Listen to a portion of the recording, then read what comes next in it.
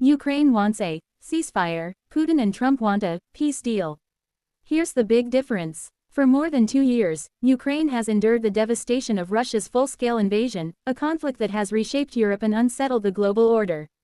As the war drags on, the debate over how it might end has become increasingly urgent, with Ukraine emphasizing the need for a ceasefire while Russian President Vladimir Putin and former U.S. President Donald Trump push for what they call a peace deal. At first glance, the difference may seem semantic, but in reality, it reflects two fundamentally different visions of the future, one that prioritizes survival and sovereignty, and another that risks legitimizing conquest. Ukraine's demand for a ceasefire is rooted in the immediate need to halt the violence, protect civilians, and create space for humanitarian relief. Since the invasion began in February 2022, entire cities have been reduced to rubble, millions have fled abroad, and critical infrastructure has been destroyed. A ceasefire, for Kyiv, does not mean accepting territorial loss. Rather, it offers a temporary pause that can enable humanitarian corridors, the rebuilding of essential services, and the chance to stabilize front lines. It also provides time for Ukraine's armed forces to regroup, retrain, and rearm with Western assistance, ensuring that the country remains capable of resisting further Russian advances. For Russia, however, a ceasefire is undesirable. Putin prefers the framing of a peace deal, which implies finality and the recognition of territorial changes already forced through military aggression. Moscow insists that any settlement must include acknowledgement of its control over Crimea, annexed in 2014, as well as the eastern and southern regions it claimed through staged referendums in 2022.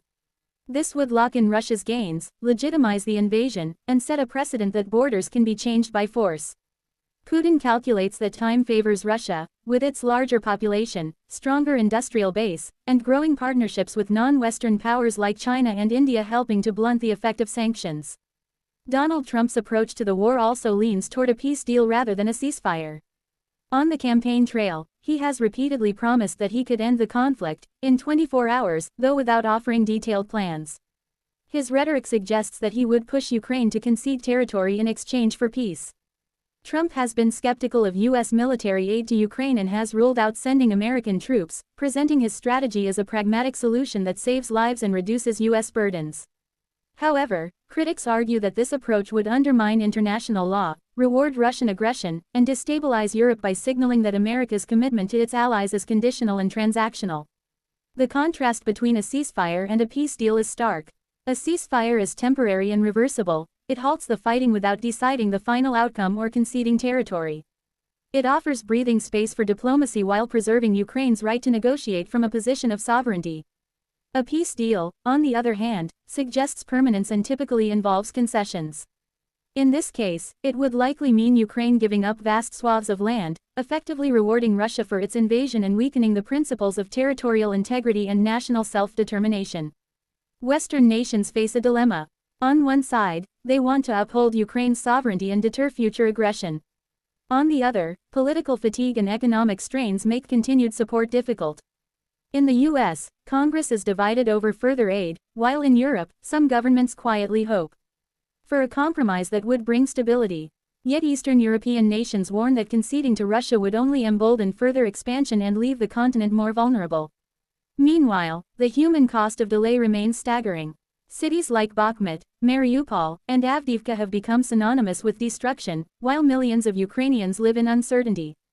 Hospitals are overwhelmed, families are separated, and children grow up in bomb shelters.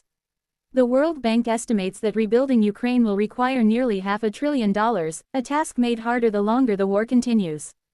The path forward is fraught with complexity. Ukraine's call for a ceasefire reflects its determination to survive without surrender, keeping alive the hope of a just settlement.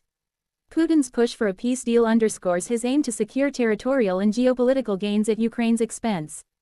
Trump's approach, while framed as pragmatic, risks legitimizing aggression and weakening alliances that have underpinned global stability for decades.